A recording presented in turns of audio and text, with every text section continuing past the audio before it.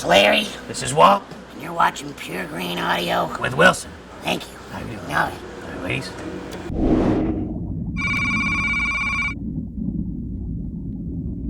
Planet Rock in Battle Creek, Michigan. So we were out with, it was like 2 weeks we were doing with Newstead, and it was one of the first shows on the tour, and all of a sudden, like, this guy, he's got something wrong going on, and it's the sound guy, and he just starts, like, running around stage like he's having a fucking, he's having a fucking heart attack, and he's just like, this shit is on, I ain't fucking dead. And he's like doing this while we're trying to set up, and we're like, dude, like, chill the fuck out for a second. He's like, you don't tell me what to do. And he just keeps going like this the whole fucking night. The show we got through all right, but he definitely got fired after that. He literally got fired. He got fired that night.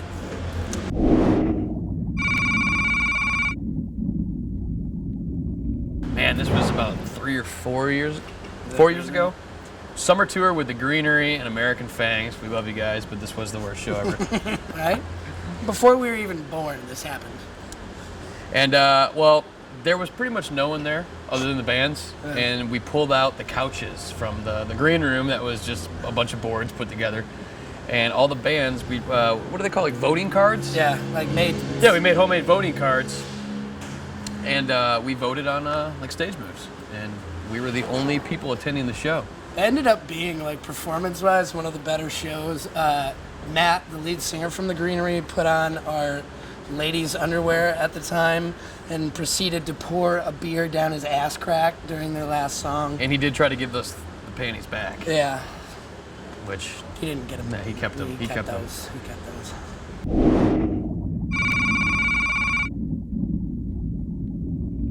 The worst food I ever had was a slice of pizza in Edmonton.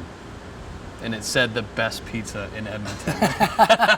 I'm sorry, but like, yeah, I don't even know how to explain it. Like it wasn't cooked. Like the crust wasn't really cooked. The cheese looked like it had been cooked for maybe 5 seconds. Just thinking about it is making me sick. We've gone to Golden Corral a couple times, and not only the food, but the population there. Like, it takes me a lot to not want to eat, and I just walked into the bathroom to wash my hands, and I hear a symphony of diarrhea farts, and I walk out, and I just see flies, like, landing on all the fucking bread and shit. And I'm like, I'm not eating. I'm not even fucking doing this.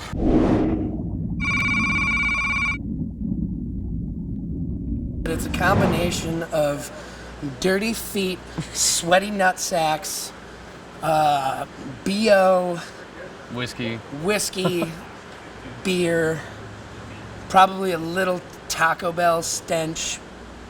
Dude. Chinese food, definitely. All right, well, That's he has a tendency to get a to-go order and then not eat it. Well, it's so fucking big. That's the whole reason I get it. Is you can get a thing of Chinese food for $5 and eat 2 meals. Like, what, you know. The tour ended in, I think it ended in Toronto. He got this like taco dish and it had lots of sour cream on it. And he left it in the van for the course of like 2 days under a seat. And you can imagine like rotten sour cream once it starts getting in the air with everything else, with the feet and the cheese. I don't even know how to explain the smell, but it smelled like someone had died. Like there was a homeless guy in the back or something that was just dead.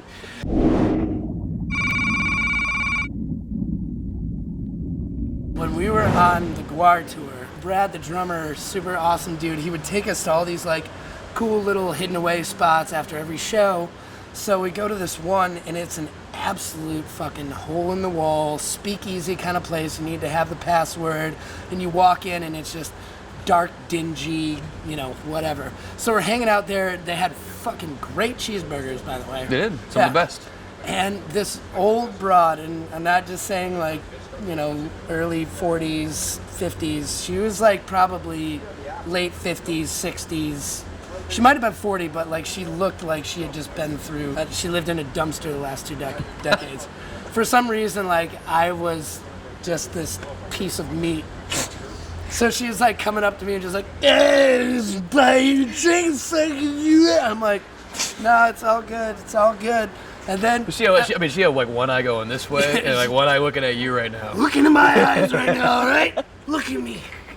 So I'm just kind of like pushing her off, doing whatever, and then before you know it, she gets so drunk that she's like, "You come with me now. You come."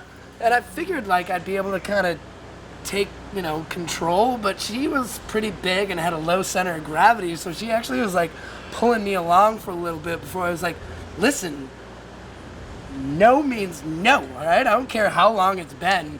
No."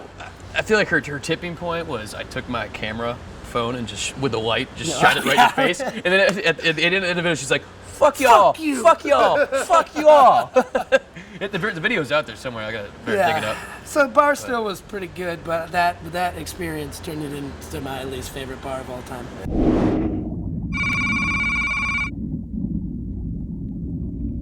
The venue was in Georgia, I believe. I had to go so bad, and the toilets happened to overflow that night.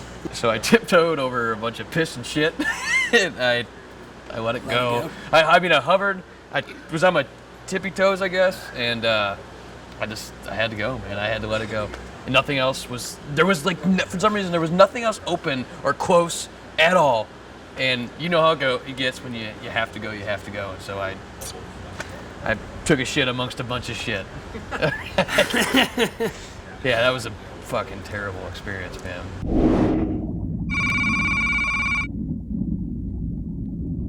This was by far the most ridiculous story, and I can't even remember where it was from, but it doesn't matter. This broad just got super fucking wasted, and she's hanging out at the show, having fun, comes up, buys a t-shirt, everything's all good and whatever.